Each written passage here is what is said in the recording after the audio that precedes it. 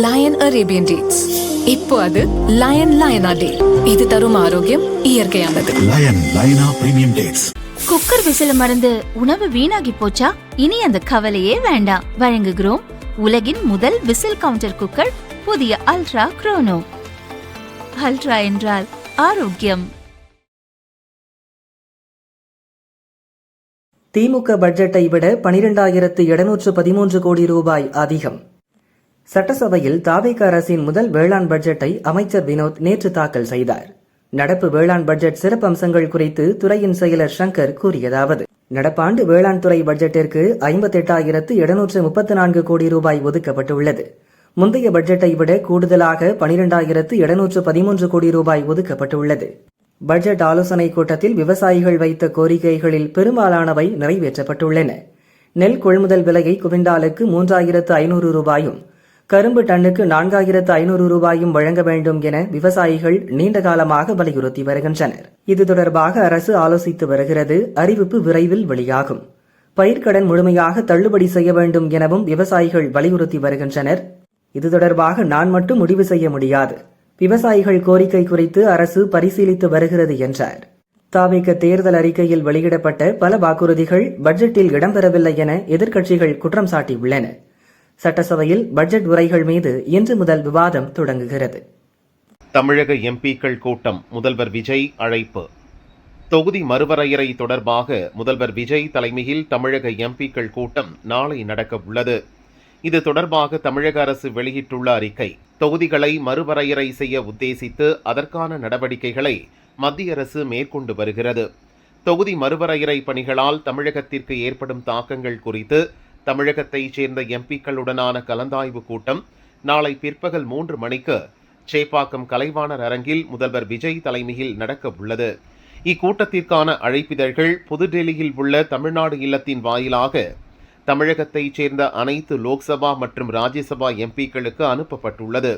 இவ்வாறு அதில் கூறப்பட்டுள்ளது: அரசு மானிய செலவு இந்த ஆண்டு எகிரும். முதலிடத்தில் இலவச மின்சாரம். தமிழகத்தில் அனைத்து வீடுகளுக்கும் 100 யூனிட் இலவச மின்சாரம் வழங்கப்பட்டது.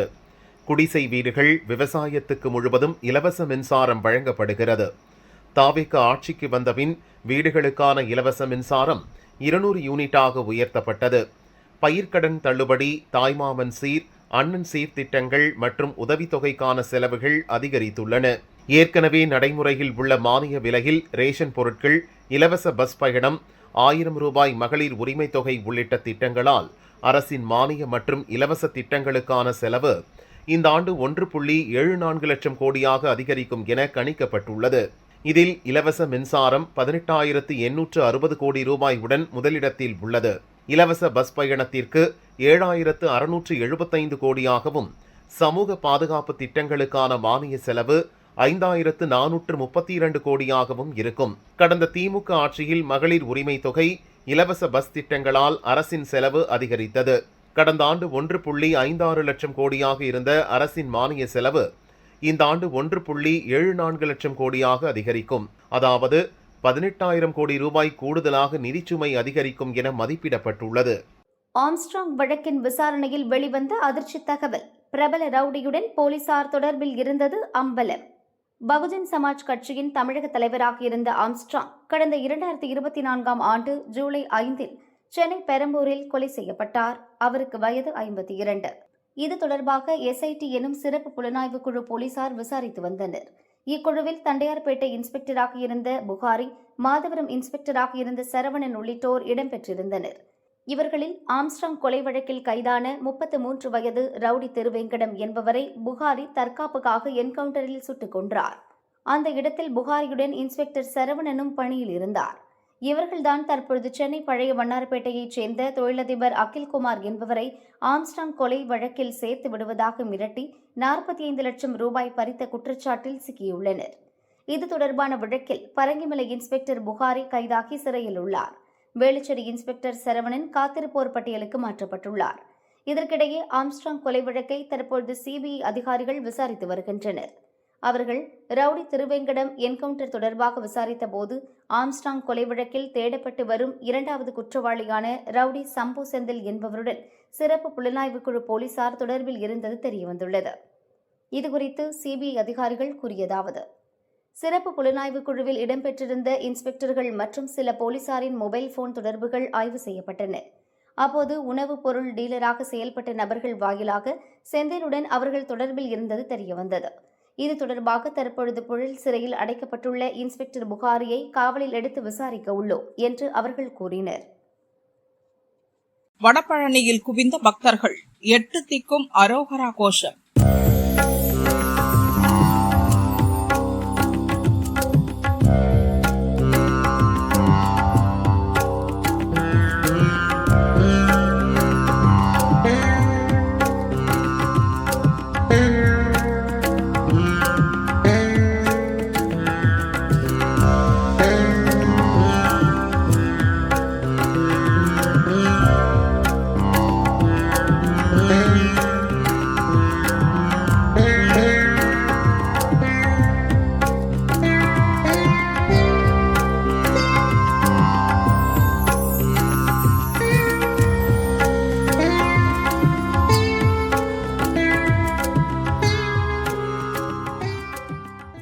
சூரனை அழித்து தேவர்களை காத்த ஆறுமுக பெருமானை வளர்த்த கார்த்திகை பெண்களை போற்றும் விதமாக கிருத்திகை விரத நாள் கடைபிடிக்கப்படுகிறது. முருக பெருமானுக்கான பிரதான விழாவாக கருதப்படும் ஆடி கிருத்திகை விழா சென்னை புறநகரில் உள்ள முருகன் கோயில்களில் விமரிசையாக சிறப்பிக்கப்பட்டது. வடபழனி முருகன் கோயிலில் அதிகாலை 3 மணிக்கு நடை திறக்கப்பட்ட 3:30 மணிக்கு பள்ளி எழுச்சி பூஜைகள் நடந்தன. காலை 5 முதல் பகல் 12 மணி வரை சந்தன காப்பு அலங்காரமும், உச்சிகால அபிஷேகம் முடிந்ததும் பிற்பகல் 1 முதல் மாலை 4 மணி வரை ராஜ அலங்காரமும் மூலவருக்கு செய்யப்பட்டிருந்தது. சாயரட்சை பூஜை அபிஷேகம் முடிந்ததும் மாலை 5 முதல் இரவு 11 மணி வரை புஷ்ப அங்கி அலங்காரத்தில் முருகப்பெருமான் பக்தர்களுக்கு அருள் பாலித்தார். ஆயிரக்கணக்கான பக்தர்கள் கோயிலில் குவிந்தனர். முதியோர், கர்ப்பிணி பெண்கள், மாற்றுத்திறனாளிகளுக்கு தனி வழித்தடம் ஏற்படுத்தி கொடுக்கப்பட்டது. ஏராளமான பக்தர்கள் காவடி எடுத்து பால்குடம் ஏந்தி அலகு குத்தி பக்தர்கள் வேண்டுதல் நிறைவேற்றினர். அவர்களுக்கும் தனி வழித்தடம் அமைக்கப்பட்டிருந்தது. இரவு வள்ளி தேவசேனா சமேதராக சுப்பிரமணிய சுவாமி மயில் வாகனத்தில் மாட வீதிகளை வலம் வந்து பக்தர்களுக்கு அருள் பாலித்தார்.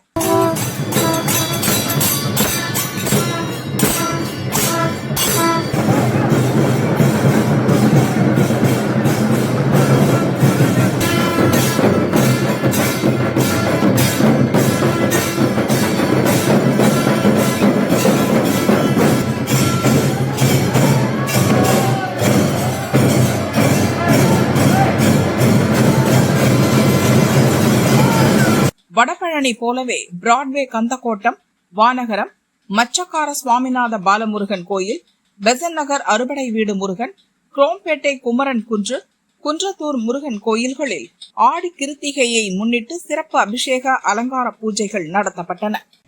அமெரிக்க சட்டப்படி இங்கு இயங்க முடியாது. மெட்டா நிறுவனத்துக்கு மத்திய அரசு கிடுக்கிப்பிடி. பிரதமர் மோடியின் வீடியோவை நீக்கிய விவகாரம் மற்றும் டீப் ஃபேக் உள்ளிட்ட பிரச்சினைகள் தொடர்பாக மெட்டா நிறுவனத்துக்கும் மத்திய அரசுக்கும் இடையேயான ஆலோசனைகள் தொடர்ந்து நடைபெற்று வருகின்றன.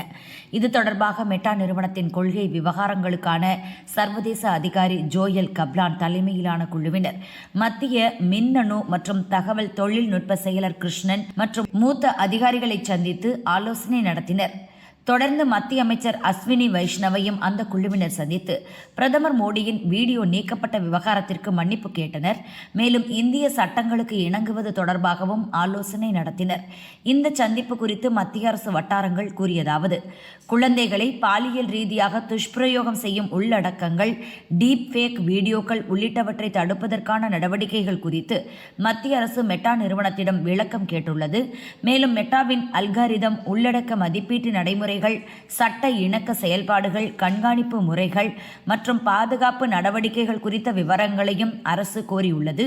அமெரிக்க சட்டங்களின்படி மட்டும் இந்தியாவில் சமூக வலைதளங்களை இயக்க முடியாது.